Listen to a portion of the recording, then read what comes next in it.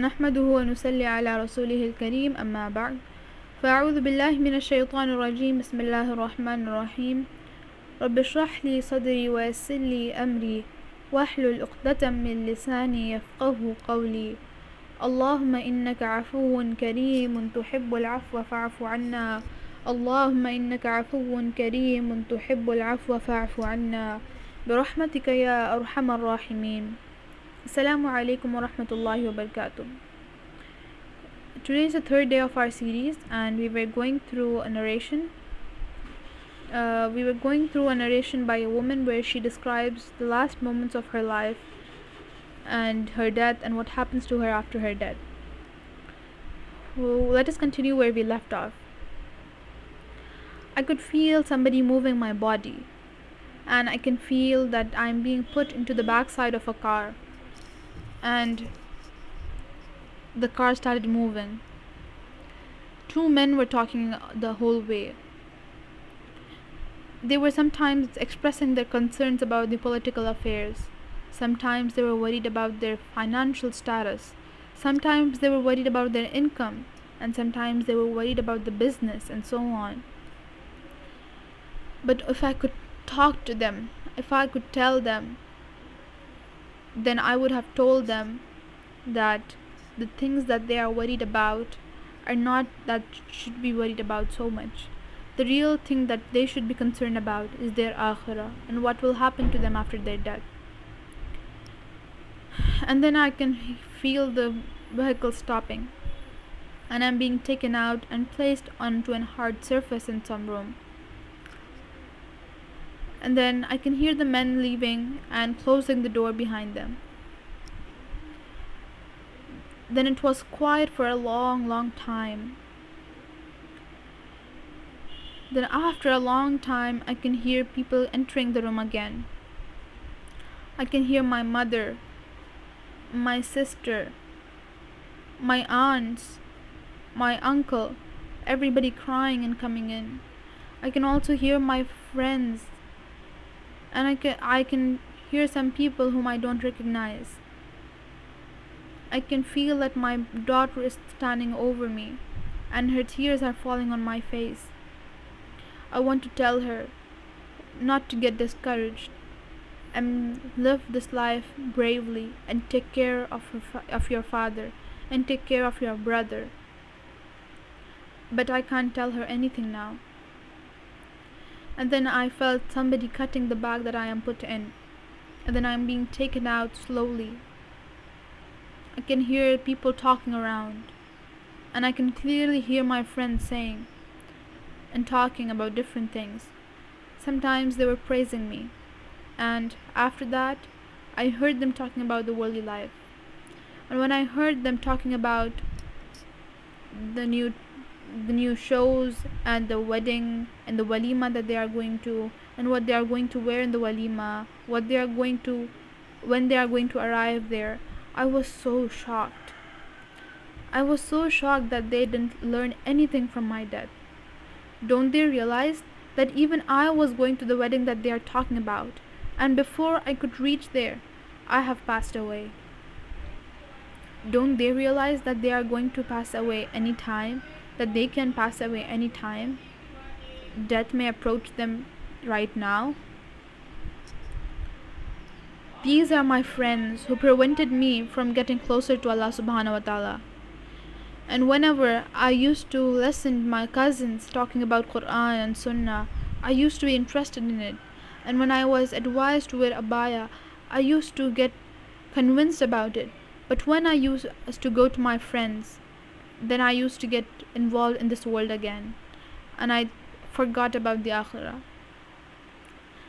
And I could feel some women giving ghusl to me, and I can hear them doing the adhkar and the dhikr of Allah subhanahu wa ta'ala, and making dua for themselves and as well as for me.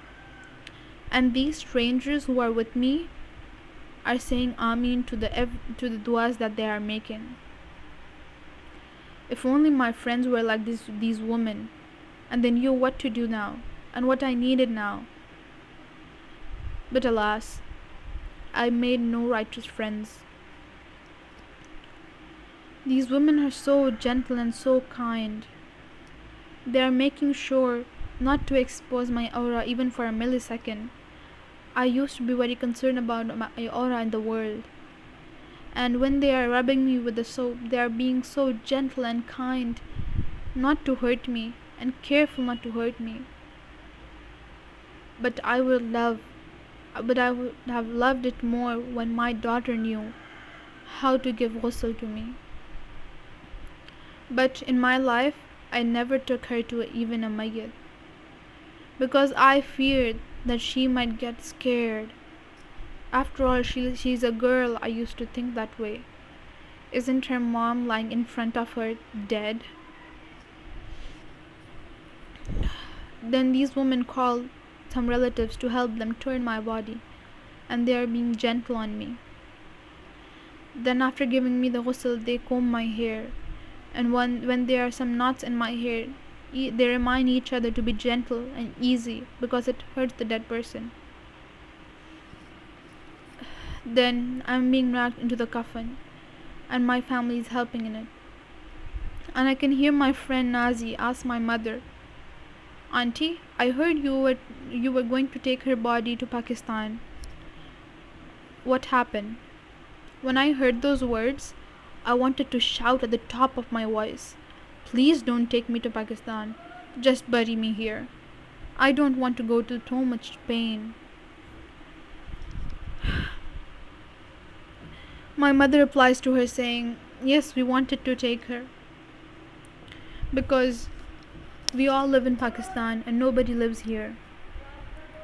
And if we can take her there and bury her there, then we can visit her grave often."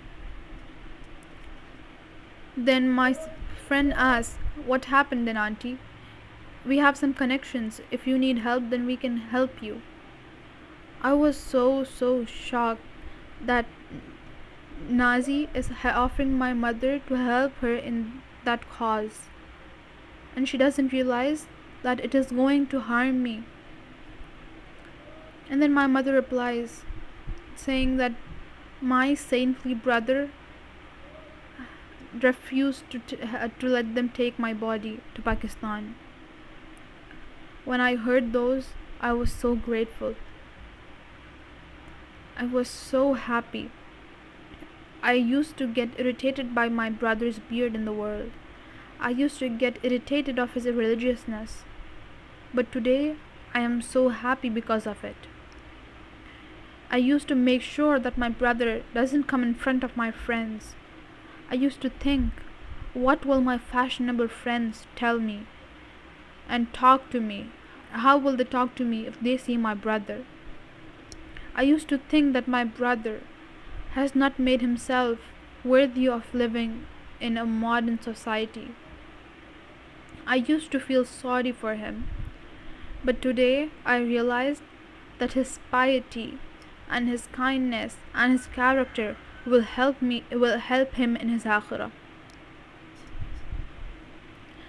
And then I am being dressed in a hijab, and in my life I used to think, and I used to buy this hijab, and I used to wear it, but I always used to wish that it would have been better if I didn't have to wear it. I used to be so into fashion. I didn't like wearing abaya and hijab, and I used to think about removing my hijab often. And whenever I used to visit a dars, then I used to get scared of removing my hijab, fearing the punishment of Allah subhanahu wa ta'ala. And today I am being dressed in this hijab neatly, and then one of the women tells my relatives that you can look at her face for the last time, and then we are going to cover it. My mother leans forward and she kisses my forehead, and then my daughter comes and she cries over me and kisses my forehead. The women are telling them that it's getting late, now they have to cover me. I can feel each layer of the cloth coming over my face. I am being dressed in this plain white cloth until the day of judgment. I used to have so expensive clothes in my closet, yet I am being dressed in this plain white cloth. And then they finish covering my face. Let us see what happens after this in the next episode. May Allah subhanahu wa ta'ala make our death easy on us, and may He make us realize the importance of being worried about the akhirah and doing good deeds. سبحانك اللهم بحمدك نشهد أن لا إله إلا أنت نستغفرك ونتوب إليك. سبحانك اللهم بحمدك نشهد أن لا إله إلا أنت نستغفرك ونتوب إليك.